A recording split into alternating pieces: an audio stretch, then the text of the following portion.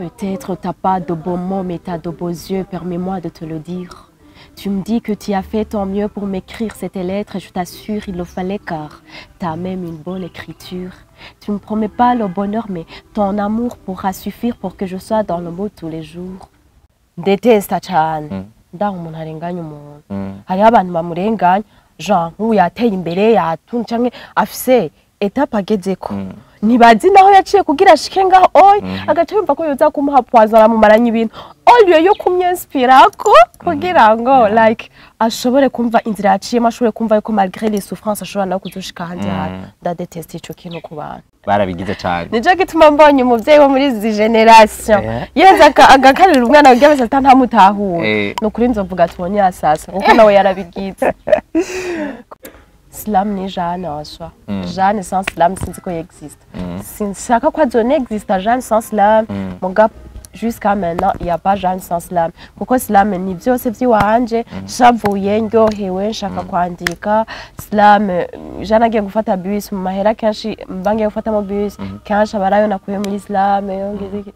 Bon, Dieu m'a dit nshaka kugira nyene ugira ati ndapréférer ki iye kuri naka ikintu sishaka kuzobana n'umustar en fait célébrité jewe no kurira ngora kwakira umva bamwe baba prime baca bangira uwa kane uburundi buba classé kuri 4e rang icamba baje ni kubera ko aho nyene baca baraza inbox baranyatkira félicitations Jeanne l'année prochaine c'est toi qui vas gagner ugasanga mwabonanye yagira agenda ukamyiha wese ngo numu diaspora et du coup twayinda twayi umunyagitega wibaza ngo gira ugende Canada donc du-moi ikintu cambere akunda ni rapport sexuel kandi si wa wunda zo kugira ngo ararose umushere oya akubwira ati jewe nta rukundo rukibaho akubwira ngo no muri myaka nta bintu vy'inkundo ni stress ni juste nyene ati muhi faranga mugira iyo sex canke muraba besto sex friend fo kuko kwa bintu nk'ivyo ibintu nk'ivyo.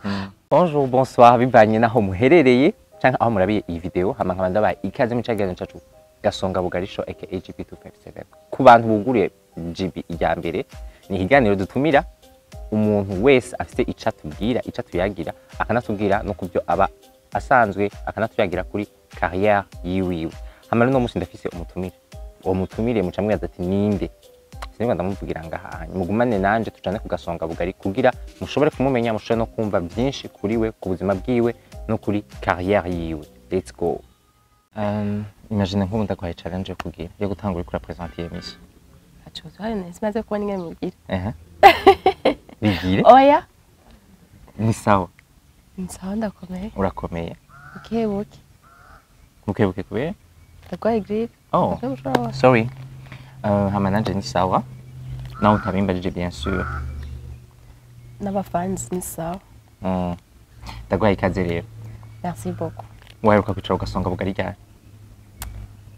Sikera cyane ko mwira turawufise gusa nja mu gikoni gake kugira ndakicareko sinibuka rero umunsi. Araheze umwaka mugabo. Navyonse. Urabizi ntutubwije ukuri mu maso baraboneka ko ari karabesha. Hama ndagwaye ikaze urashobora kutwidondora ku bantu ariko araturaba batakuzi. Murakoze cyane nitwa Jeanne Irakoze umunyavyese ivyese vyamaye izina rya Jaira Slameuse eko ku bantu batabizi barashobora kuvuga umva kumva slam kumva slam haje kutubwira ko uri umuslameuse umuntu kumva slam ni iki slam navuga yuko ari poésie genre innovation ya poésie moderne kubera ko mfite n'amazina mugabo ari ku akogukundi like urabona ninaja mu mazina nta mazina twigeze tubona ashobora kuvugirwa ku kaziki canzi ya poeme z'aba Victor Hugo n'ibintu twaborotse ko nyene bifise na rythme yavyo ariko slam ni art oratoire il est libre gusa bavuga ati c'est là genre c'est la bouche qui donne et des oreilles qui prennent donc bisigura ngo muri slam ni ivyo vye donc nayo mazina ko muri yateye imbere afise objectif yo gutanga ubutumwa yego super. Nama numva bavuga ngo na Maria yaravyara Maraya ngo nta gitangaje kuba yatwaye inda ahubwo yari yaratevye ngo abana bubu ntawo bitega kwindera uruntu ariko ni gake numva bibutsanya ko igiti kigororwa kikiri gito indera iva kuziko n'ibindi vyoreresha umwana ukwiyubara reka mbayagire ni nkuru ya Kariro umwigeme w'ubwiza ubuto n'ubutore yaba imyaka 15 niyaba yarakuze yari umubanyi akaba n'umugenzi yakuze bamwigisha udukorwa tw'imuhira ngo umwigeme n'umuzezwanzu murazi vyari magera vyarageruye no kwishure baramwandikishije ikirenze ico bamwigishije no gusenga hamubona yari umukirisu vyose baramwigishije baramuyagira kiretse ibijanye n'ubuzima ndoragitsina kuri ibijanye n'irondoka rijanye n'amagara meza sivyo kuvugira aho abana bumva eka n'ibitera soni kubiba yagira vyotuma babishira soni yarakuza kurasa n'ikirezi ubwiza yari afise bwamugwirije n'abagenzi uretse ko yarazi ko umwigema ari umuzezwanzu nta vyinshi kubimwerekeye yarazi ubutinyanka yarabubayemwo yabubwiwe n'abagenzi muri vyinshi yabwiwe ico bahuriza ko ico n'ikimenyetso cerekana ko wakuze nuko atahura ko vyose abirekuriwe abura umubwira ko atari vyose bimufitiye ikimazi ubona ko ivy'ubu bitoroshe abagabo n'abasore ntibatanzwe kumubwira ko bidatahuritse umwigeme mwiza atagira umukunzi ngo rega akamaro ka weekend ni gusohoka ugakora vyose ukikura amastress icupa kurindi udukaduka utundi ngo amahera akora kw'isi gusa ngo bisigaye n'iryoha ngo nakare nta myaka 100 nuko atwara inda atipfuza mu kibani insaku ziratangura ngo abana b'ubu ntaco bazovamwo ngo indero runtu ntibagira ngo uko yakuranye abakunze gutwara inda ahubwo yari yaratevye ngo uravye ubukirisi bw'abavyeyi biwe ngo umuvyeyi arikwegera akarambaraye ngo kuba baramuvyaye n'ivyo ngo na Mariya aravyara Maraya bavuga vyinshi wawo umuriro buratanguye sengwe indero y'umukobwa ibazwa nyina uwayimuteye aramwihakana ngo ntaho yomujana ngo ahubwo naceceke ntamusambuze kuko asanzwe yubatse bimubana vyinshi mu mutwe bimugora kwakira yikuramwo niko kuhasiga ubuzima ahasiga ubuzima kuko ubura uwaganyira nk'abavyeyi hakuba hafi uwo muyabaga yashikiwe no gutwara inda atipfuza bigatuma nibaza ati ko babuze umwana n'umwuzukuru ntivyari vyiza kurengera imigenzo bakayagira umwana wabo mu rupfasoni vy'ubuzima ndoragitsina mu kumuha indero runtu hakwiyumvira ko yoca bishira soni yego mama indero y'umukobwa ibazwa nyina ninde mugabo yagize ingorane ngo yayagiye umwana ubuzima ndoragitsina mbega utagira nyina nawe bigende gute dufate ko utagira inasenge yisenga mbega nyene ninde mugabo canke umusore agira ingorane ngo yatwaje indumigeme w'umuyabaga uruharo rwabo mwihinduka nuruhe dufate ko kuri bo konona ataco bitwaye canke niba wikubita gashi baba bavyeyi barezi bavyeyi hakwicuza ngo esiyo menya vibuzi mu muji buntu rengera imico n'imigenzo muyagira abana banyu vy'ubuzima ndoragitsina kuko mutabikoze abandi bazobikora uko mutifuza nuko musange mwifutse bwakeye kandi nderiva hasi twese hamwe tugwanye kwicuza ngo esiyo menya ndakubajije qu'est-ce que tu aimes chez les humains wocu uvuga ugoye inshuri chez les humains nta kintu kihari umwe wese afite ico ndamukundako like hawe mbe nkundi ndakunda ukuntu nkawe par exemple ndakunda ukuntu umuntu akura vyobona kuri timide mugabo faul umusazi munakumenyerera umusazi cameraman twe cameraman afite ico ndamukundira par exemple kuriwe nuko basha aratekereza kandi ari accueillant yaje aranyakira ivyo n'izindi byose kavuze karibyo jivyo onyavuze amvuze ko ntavyo nari niyizi kandi sinaza karibyo hama okay nkaca ndakubaza ico udetesta naco chez les humains ico ndetesta chez les humains basha ndetesta cyane ndaho umuntu arenganya umuntu hariho abantu bamurenganya genre nk'ubu yateye imbere yatunze canke afise etape agezeko ntibazi naho yaciye kugira ashike ngaho oy agaca yumva ko yoza kumuha poison aramumaranya ibintu oliyo yo kumyinspirako kugira ngo like ashobore kumva inzira yaciyemo ashobore kumva yuko malgré les souffrances ashobora no kuzushika hanze ndadeteste ico kintu ku bantu ari mugendo nja kunda kumbwira ngo umugisha ngurandukira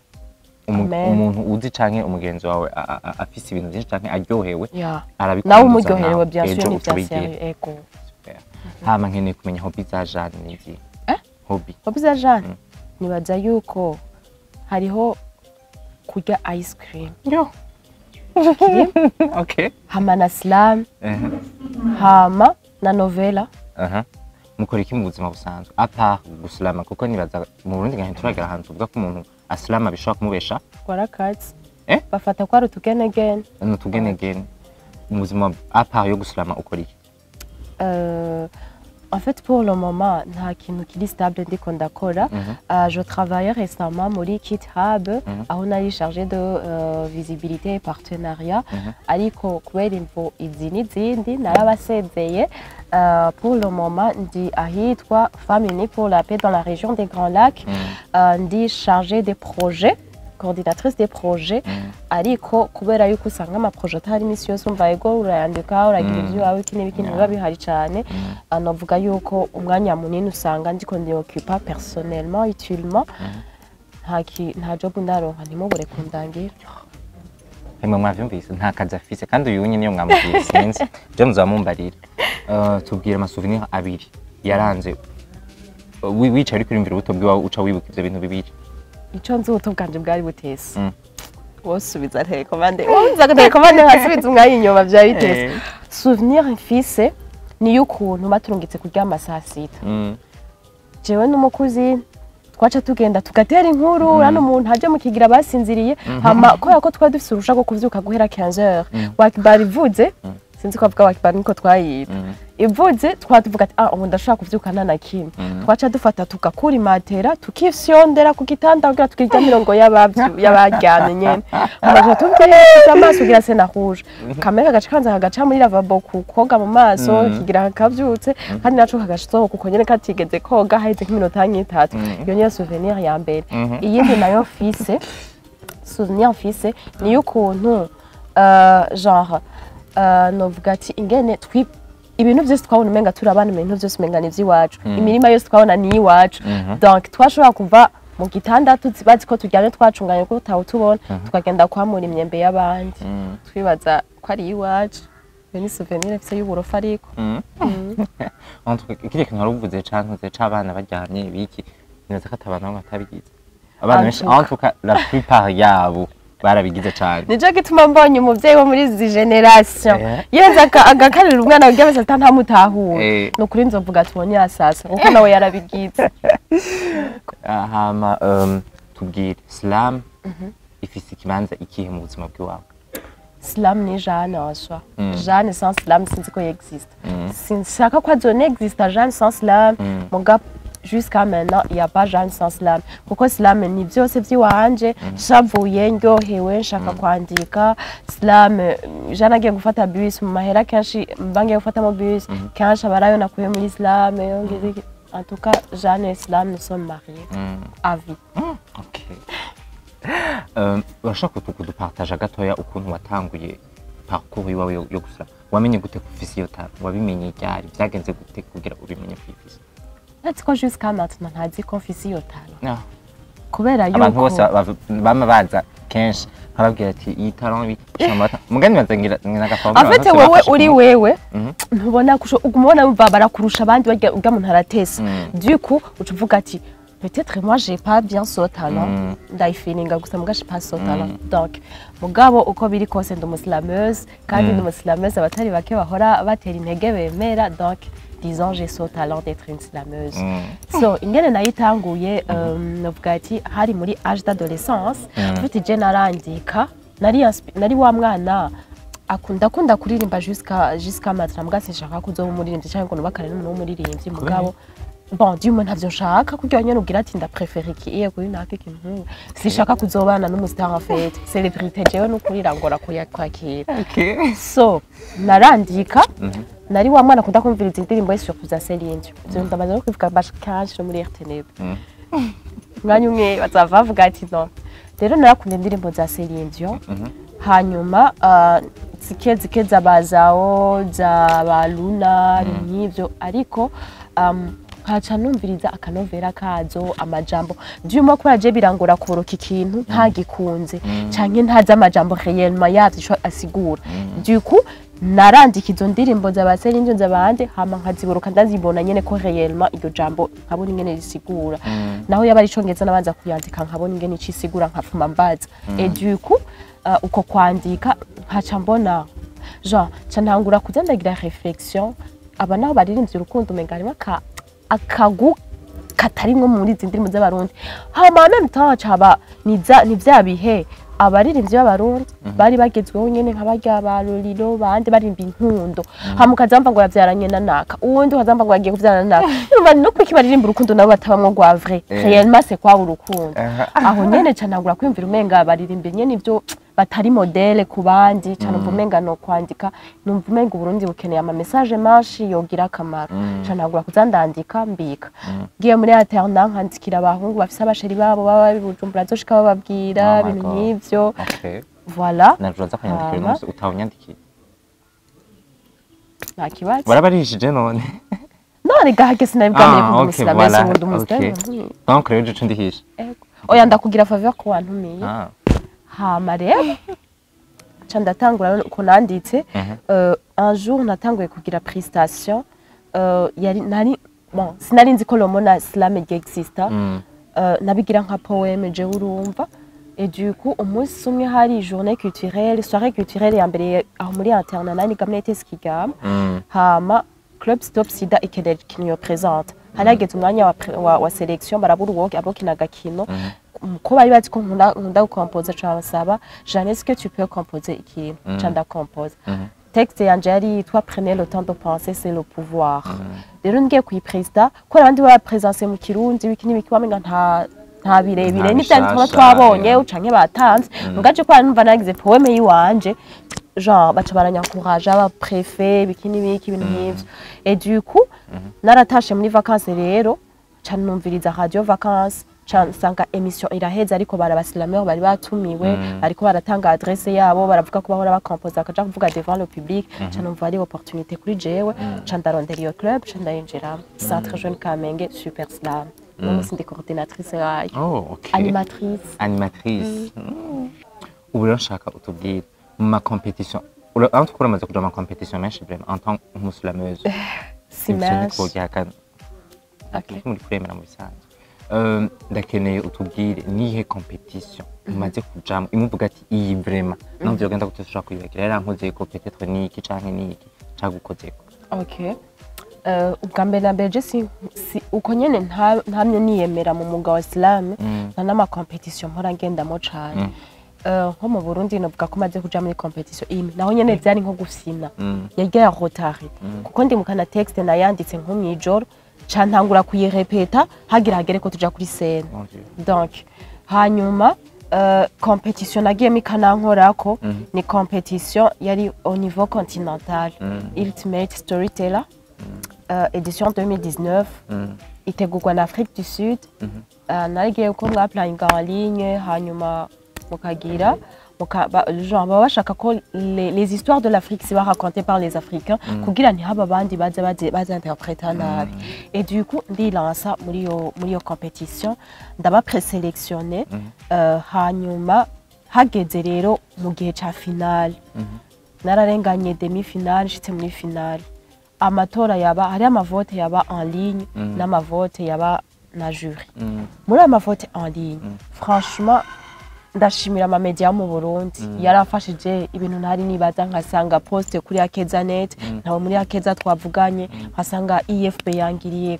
poste en tout cas barangiriye ama poste hamwe na je mvuga ati numva ko ndi proud ndumva re finalement du muslameuse wow hanyuma gusa ikintu cagiye kunkora ko cyane nuko plus bamvota plus amavote yanje yagabanuka hama ndatangura ndabaza les organisateurs okay.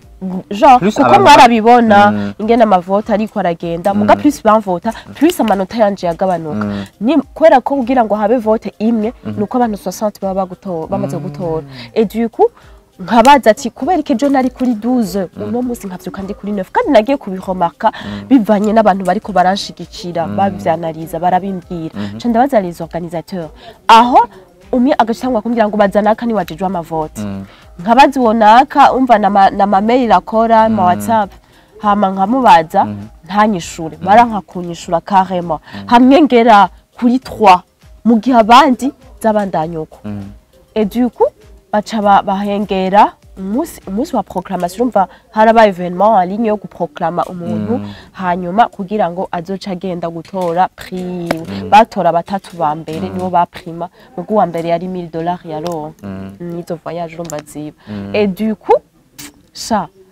bara proclame baca baragira wa gatatu umva bamwe baba prime baca bangira uwa kane uburundi buba classe kuri 4e rang icamba baje ni kubera ko aho nyene baca baraza inbox baranyandikira félicitations Jeanne l'année prochaine c'est toi qui vas gagner barase kunyishura igenda ariko ndabaza amavote yanje ariko aho baca baranyandikira byarankoze ko ndababara cyane ikintu nazibagira competition nagiye mpore cyane gose waroje kutubwira yuko ngaha mu Burundi atama competition menshi umaze kujamo none tubwiye nakahe kabanga ukoresha kugira ushobore kwipresenta guparticiper ma competition yo ari ku rwego nuvuga ruri international mugabo ngaha anyi mu Burundi uvuga ko tagize bon iyo mbonye nka competition kubera ko hariho ibintu mba mbona au niveau national mba nibaza ati ngira ngo handi siko byo babimeze nk'ama favoritisme mu ma competition et du coup iyo mbonye poste jewe rero ndakunda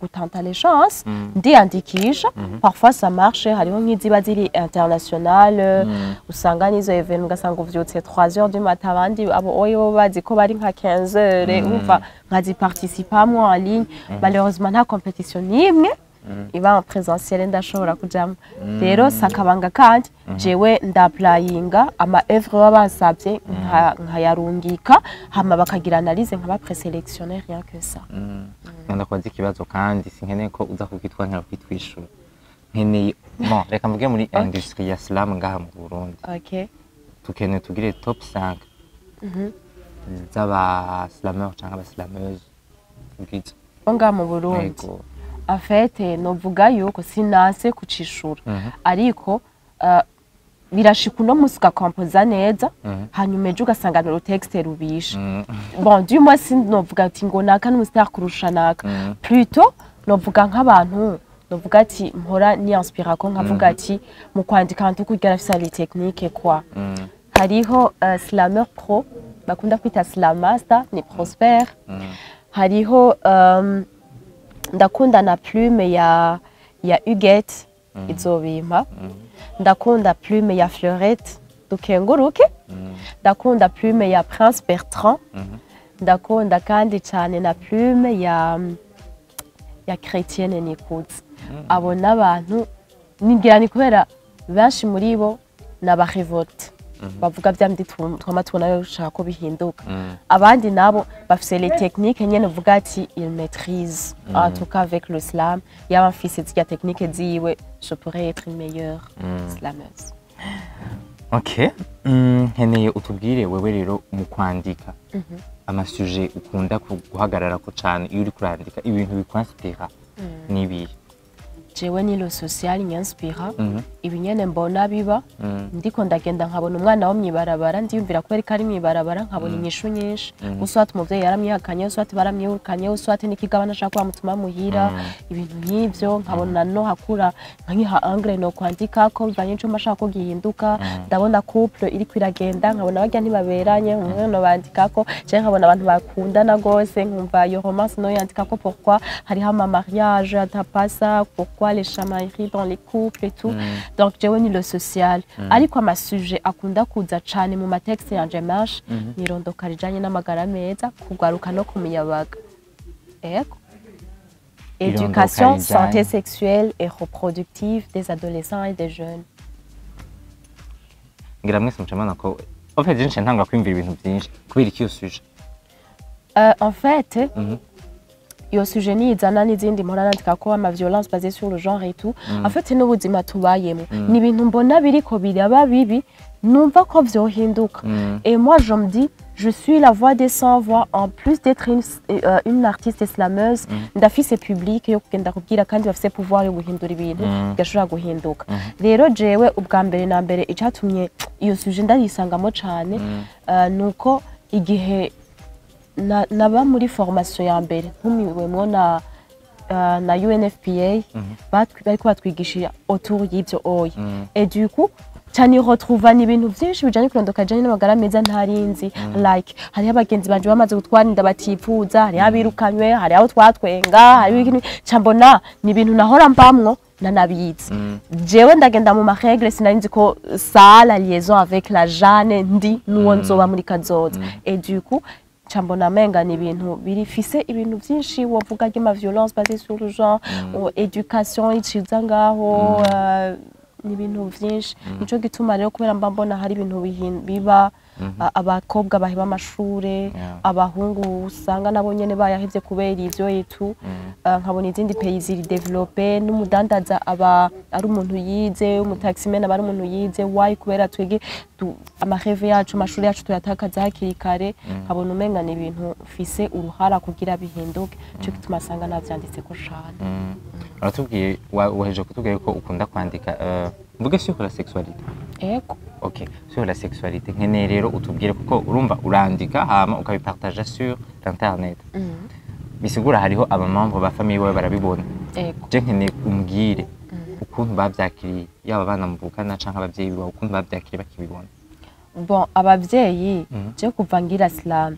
ntarimwe baranyugurukira ambwire ngo islam zimeze kunuko ariko iconzi petit à petit baragiye baraprena yuko hariho les sujets nkorerako kubera ko hari nk'izo usanga nabo bakorera ku kazi wabo ugasanga turahura mu ma événement ibintu nk'ivyo et du coup nk'iyo bobo ingene yo two turavugana umva nkagira nk'agakosa kari contre biga mpora mvuga canke iki ngo kandi urazi ko muri kurigisha ibindi nibi donc nivyo muga nk'abavukanye bobo ko baba basuiva cane za Facebook ko abavyeyi bobo menga nta numwe ndemerera ubugenzi kuri Facebook arimo abana bahora bloka abavyeyi bangera no ku mastati no ku mastati gusa Facebook nta numwe turabagenzi demande barayingire mugabo yarabaye na expire donc mugabo avukanye bobo ikintu gihora kihaba kuko hari igihe mba navuze nk'ibintu bijanye n'isuku ryo mu butinyanga hygiène menstruelle ugasanga nanditse le texte na accompagné na contexte iri cache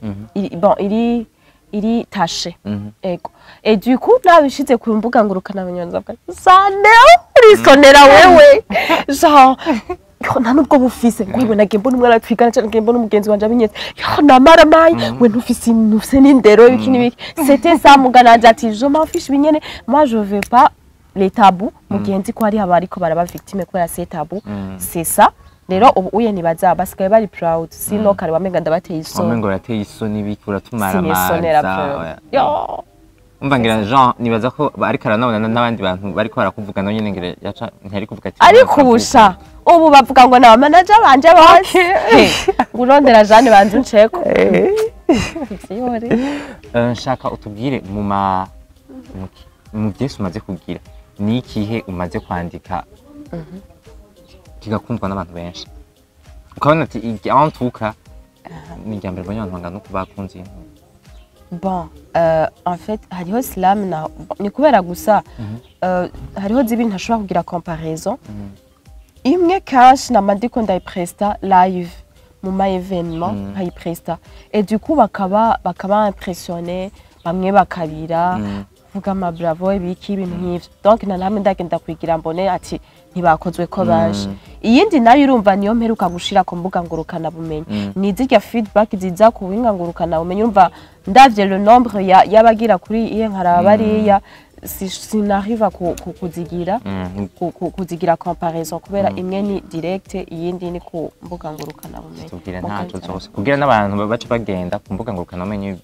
kumbuga ngurukana bumenyi ziwawe hama bazaziraza hari kwimye muri zo zibiri iyo imwe yitwa ikitobanzo kwasuma ariko ndavuga ama contraception ariko ndavuga ibijanye nuko umwe wese yumviye ko yokora imibonano mpuzabitsina yige consequence nziza canke zibi ziri nyuma yo gukora iyo act hamaheze yumve yuko ari tayari kwasuma ikizoba après yihangana amenye ati okay ndahomvye uburyohe yumve ko yasuma kuba buhomvye nimba abikora agakoresha condom yumve nyimba ari ya plaisir adakwiza uko yashaka yumve ko hari mugabo hari kingi donc ikiba cyose yumve ko yasuma sinumva ashaka yuko babandi agira nyama kwa nyama byose n'ibintu hanyuma agatwara indakyumvira kuyikurayo kandi yarabizi yuko ivyo bishobora kuba donc ikizo banzo kwasuma tuka yarakunzwe cyane nayo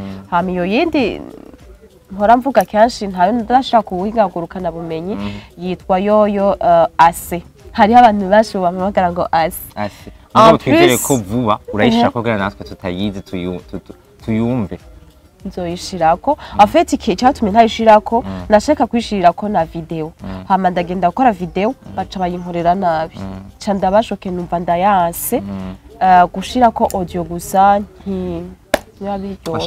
nashaka ngiye na video niyo nshaka rero kuzoca nkorera video nziza hama mpeze ndayishire ku mbuga ngurukana bumenyi ego en fait bon iki ntaca narinzi abantu bagira slam barashaka kuzigira sous forme y'ama video canke y'ama audio hama bakatiposta mbega wewe uhora bikorohera hageze yuko ugira video kuko duhora tumva n'abaririmbyi canke abandi ba artiste bose bagira ibintu bijanye n'ivyonyo hari bavuga yuko ari ibintu bizimvye ari ibintu bisaba ko abantu bagushigikira uraronka abantu bagushigikira bon jewe kugeza iyi saha nta ma video menshi ndagira hama kuba nari muri kitaba hizo nakoreraho kubera nta aho mucyo gihe naho sinakora do qualité nyene mvuga ati ngo ni ikintu cy'ikibumbum moi je me préfère que sur le message parfois hanyuma kuzikora izo zindi banakoreye ahandi sindashobora gukora ama video mvuga ati arantwara uburyo ikirenga jewe nkora bivanye n'uburyo mbafise ariko naho nyene ncangira ama limite simba ngikora zinshi uko navyipfuza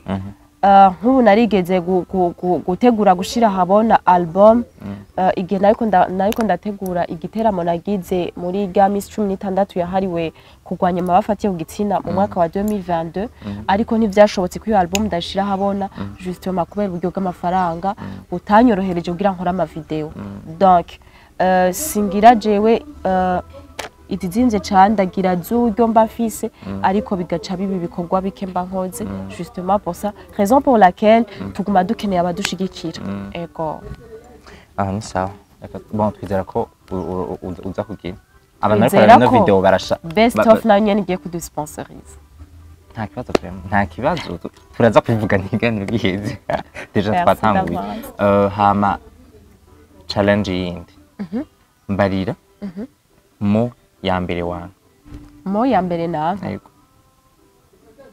mo ya mbere na serpent eko kana nka serpent nye niyo mo canda ya okay indi challenge yindi nshaka ndakubwire mo imwe tubwiye ko uri yuko umuslameuse uce wiyumvira slam uce tugirira juste gato ndashaka guproposer dudashira Déjà, vous avez proposé. Nta kibazo vuga twumviye. Ushiremo ibintu bigoye tusa. Oya nta kintu kigoye. Nakubwiye ko nkunda gukompoza kuri le social. Umva zibijanye na le social. Okay, nta kibazo. Violence, amour. Okay. Je me dis qu'il va chanter un peu de Tu dirais slam sur l'amour. Peut-être t'as pas de beaux mots, mais t'as de beaux yeux. Permets-moi de te le dire. Tu me dis que tu as fait ton mieux pour m'écrire cette lettre et je t'assure il le fallait car tu as même une bonne écriture. Tu ne me promets pas le bonheur mais ton amour pourra suffire pour que je sois dans le mot tous les jours. Amour royaume c'est mon aïdjet. Mais sinon moi j'ai comme amour rien. Je m'attendais quoi à ça. T'as vraiment pas besoin de me dire trop. Je te le garantis, si j'étais prête, je pourrais te suivre. À part dans la plaine, même dans les vallées et dans les montagnes. Je pourrais même inventer à te promettre. Genre te promettre que je t'offrirais le ciel alors que je n'ai même pas le droit à la terre. Bref, retiens que ce que tu ressens pour moi et ce que je ressens pour toi, c'est réciproque. Le seul problème que j'ai, mon cher, je ne suis pas encore prête. Je suis encore au banc de l'école et mes parents seront bel et bien contre. Merci beaucoup. Ndabaye impressionné. Nshaka ndakubwire iyindi nakubwiye amamo abiri. Tubwirire iyindi sur la haine. Yo. Ugwanko. Tout ça ntoka muri social birahari. Hari urukundo kandi hariho n'ugwanko, c'est sûr. Hari urukundo hariho n'ugwanko. Uko kwa dushira imbere urukundo rega. Usanga tukuma twandika ku rukundo. Oya ntaco tubwire. La haine. En fait, permets-moi yuko ngira aka extrait. Ushaka mo n aka extrait ka texte fils. Texte yitwa les réseaux sociaux.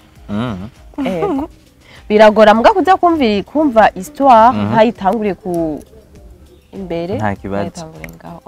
Par la pression de ma future marraine, dans un petit temps, je me suis trouvée tombée follement amoureuse envers lui et lui, malheureusement, menteur envers moi, en m'appelant sa reine alors qu'il n'est rempli que de la haine, en me faisant croire qu'il est sauvacancier, qu'il va rester au Burundi pendant 2 mois après qu'il va partir au Canada où il vit. ngo ni histoire vrai? Yambaye ko mugaza amazabaye. Ah. Nibi byaba vacances baguhenda kuri ko ari mu vacances hariko araguhenda. Yap. Umva hariho nkaho mvuga ati wihosanta gute uhuriye n'umuntu igitega wari witeze ko ari muri Canada. Donc yaraguhenze bijya byose ko ari ubwarubeshi mwamenyaniye ku ma réseaux sociaux et du coup ibintu nk'ivyo ubwabo ugasanga mwabonanye yagira agenda ukamwiha wese ngo ni mu diaspora et du coup twayinda umunyagitega wibaza ngo gira ugende Canada. Donc c'était ça nivyo vyama byabaye surtout ku ba adolescentes mu minsi ya été bari baje muri sama ibyo bararira kwa iregereje uraraba ntibazogutwara uwawe mwiyubare nawe wiyubare hari impome hose. Okay. Waroheje kuvuga ku kintu c'amarezo sociaux kandi ku bantu tugukurikirana twari tumaze iminsi tubona wari umaze iminsi uri kuraposta nyene ibintu wandika kandi novuga ko byakoze ko abantu benshi cyane nibaza ko ari yo periode waronse ama feedback menshi cyane kandi biciye kuri internet. Nkeneje umbwire feedback imwe waronse y'umuntu peut-être umuntu yakwandikiye canke mwahuye mwibarabara muvuga ati iyi feedback vraiment ni bisazi. Par rapport ibi byese ndiko ndashira ku mbuga ngurukana umenye canke kumenyana bisanzwe ku ma réseaux sociaux. Yibi byese umaze iminsi ushaka. Okay. Feedback ndavuga kuri ya slam navuga ikizoba nzokwashima. Du coup kubera ko hari habatawe yuko umenga ndabwiye ati nukuba free gukora sexe rapport sexuel je dis genre bakaca hariho ababonye yuko umenga wow tu es une fille ouverte ushobora kumu besto wanje ibintu nk'ivyo bakambwira rero muri izo feedback narose nkuzo wazubona mbwiye ati wa fait pour le moment sindi mu Burundi mugabo bientôt nzoza ndasavye buritegura ukuntu akambwira ahantu nzogenda ama technique yo gusambana banyingise kugira ngo nzokore ngo ndi umuntu yugurutse mu mutwe. Donc yo nimwe mu feedback novuga ati hariho abantu baca bitaho urukundi ahubwo bo baca batahura ko uri kuhimiriza abantu kugira babe ouvert ku kintu. Ego mugaje birangyohera kuko umuntu amaze kukubera ouvert urabona umuntu wariwe kubera ko nkuwo oye mvuze yaciye anyavuwa yuko ni umuntu dimo ikintu cambera akunda ni rapport sexuel kandi si wawundi azo kugira ngo ararose umushere oya akubwira ati jewe nta rukundo rukibaho akubwira ngo no muri no myaka nta bintu vy'inkundo ni stress ni juste nyene ati umuha ifaranga mugira iyo sex canke muraba besto sex friend fo kukorwa ibintu nk'ivyo ibintu nk'ivyo nibaza ati yoba yarabaye blessé cyane mu rukundo bigatuma biba uko muga anyavuwa yuko ngo je sinigeze mbadesi mu rukundo ngo ahubwo njye na deseva abandi kuko abo twigeze kuba turi kumwe nta numwe nakunda sex rero urumva yaca sa kwa ntigeze nguma ndayigirana nawe wenyene agacabona namutrans donc gaca sanganye n'uko aba bajundi mwana iyo ni feedback narose kuri bino byese ndavuga ati ça existe. Je kubganje ntiyanantawe yabonye ko ndagapeyizane finalement mu mutwe kubera kumva twapfanye ndambye ati wawe ko vraiment tuba besto biki mugabo cyo birangira ntamwemereye yuko iyo besto sansa rishakamo c'est pas yo ndayishakamo. Okay. Nkeneye kumenya ikintu uvuga ati kuva ntanguye ibi byese iki kintu vraiment ndacirata cyane. Jane ndi uno munsi ndamwirata kubera ivyese nabwiye apa Jeanne sans slam ikintu byinshi mu byo mfise conscience mfise nayihawe n'abantu abo bantu twahura kubera ivyese. Donc imashini nyabwonko no banarakojeje ku ishure utwo nigurira nk'umwigeme ubu novuga ati aho ngeze singisaba iki abavyeyi udu projet noba ntegekanya gukora utuvoyage no bamaze kugira byose ndabikesha ivyese vya slam no kuza ngaha kuri best of ni slam. Shaka umbwire abantu batatu vraiment uvuga ati aba bantu barankuye ku rugero nari ndiko bashira ku rundi rugero uvuga ati abanza komanda bashimira ibihe byose. Okay. sinzi ko nza kuba clair hari igihe ntaza kuvuga umuntu ariko nkavuga institution nta kibazo nko mu bantu kibikomere twacumva koranderanje nko mu bantu hariho hakunda ko ndamuvuga ku ma réseaux sociaux muga nkundira no musi ndamuvuga Dr Rose Kamariza akora muri UNFPA. En fait, malgré que byinshi byinjira mu kazi kiwe hadusanga kuri terrain aba jeune tuba ko aduforma et quoi mugabo le fait ko na manifesta yuko narifisi iryo shaka araribona hama arashobora kunsutena nari wa wundi n'agafaransa atari kirenga nigira technique kandi c'est pas ibintu vya grave yaragira ama critique ku ma texte yanje bikatuma ndayameliora ndi wa wundi yambwira ati ne faut pas kuba capricieuse canke ati ugiye hana ugiye no gusaba soutien bigenda kunuku ni kwandika ibintu administrativement yarangishije ibintu vyinshi muri vyinshi yanyigishije yatumye hari ibintu nirinda mu buzima kuko en fait à défaut yuko yangumye hafi à défaut yuko yamama conseil à défaut ko yangiriye confiance yashobora no kunyemera akambya ati Jeanne wa jeune bagira ibi nibi ndabakeneye ibintu nk'izo le fait kuba yakwizeye agashaka kukurondera ko ikintu kandi kintu giteza kindusha n'umujane nari kuba ndi kugira ndagikore byatumye ndamutinya nuko kumutinya natinya kumudeseva kugira sinda mudeseve rero hari ibintu ntipermeta kugira bica bituma no munsi mba Jeanne ndi kandi ndabishima gose ndanamushimira cyane aho nyene nkaca shimira n'ishamwe mpuzamakungu FINWAP kuko ryarampaye espace c'est pas que batumira jewe Jeanne gusa ariko bamaze kubona ivyese nza ndagira bakabona birahuriranye kumbure na manda yabo barantumira mu activité manche rero hariho nk'ama activité usanga bantumiramo kugenda kugira Islam patahana gahera nuko baba bariko baramfasha kwiyungunganya kandi n'abavyeyi baca bahera aho nyene babona yuko ibintu njamwo ni vyiza cane ibintu nk'ivyo ego ivyo navyo byaca muri partenariat na Centre Jeune Kamenge mu kumpa espace yo kugiriramwo ibintu kwidagaduramwo muri uwo mugabo ugira amenyekane ariko n'abandi bantu nshimira cane amamedia abantu bakora mu mamedia baratumye barampaye espace cyane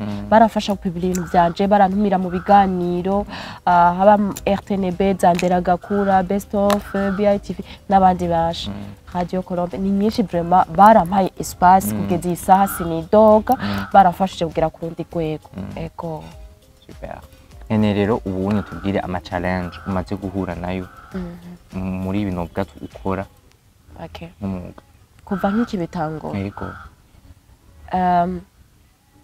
en fait iyo uri umukobwa ukaja nko mu mwuga wo kuba muri abo bakora ibikorwa mvabwenge aba artiste biba bigoye et surtout mu gihe uja imbere ya public challenge ya mbere nahuye nayo slam nayitanguye niga muri école secondaire byarasaba yuko nja mu ma répétition umunsi wa ma répétition yabari mardi muri ya club super slam muri Centre Jeune Kamenge ntiwinjira wambaye uniforme et du coup byansaba ko ngenda ku ishuri nkatekera n'impuzu nza kwambara ngiye muri club umuvyeyi ntiyabari pour ça yabona ko nagiye kuyerera et surtout ko nagenda nambaye uniforme nkataha nambaye indi mpuzu ati umukobwa yacagenda mu buhungu yacaja ku ma rendez-vous ubu nakoze nk'akantu natume nk'ahantu nka ana utuntu tw'abakobwa turazimbutse nkagura n'agahuzu commentaire z'abazihari nuko nayikuye mu bahungu donc yo ni challenge novuga ati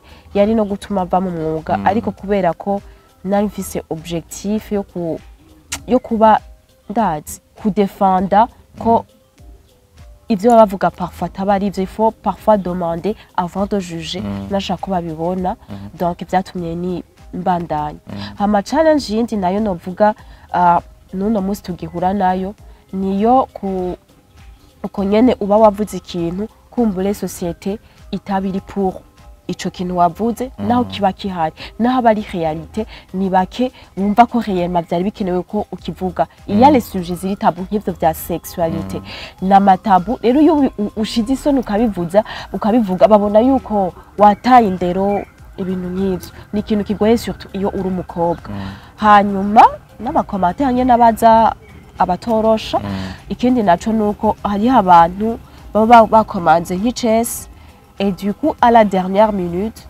aciye akubwira ngo twagikuyemo twabonye programme nini canke iki muga ntiyibaza ko ikintu ca mbere kigoye ni kwandika kugira composition s'il vous plaît ni ikintu kigoye.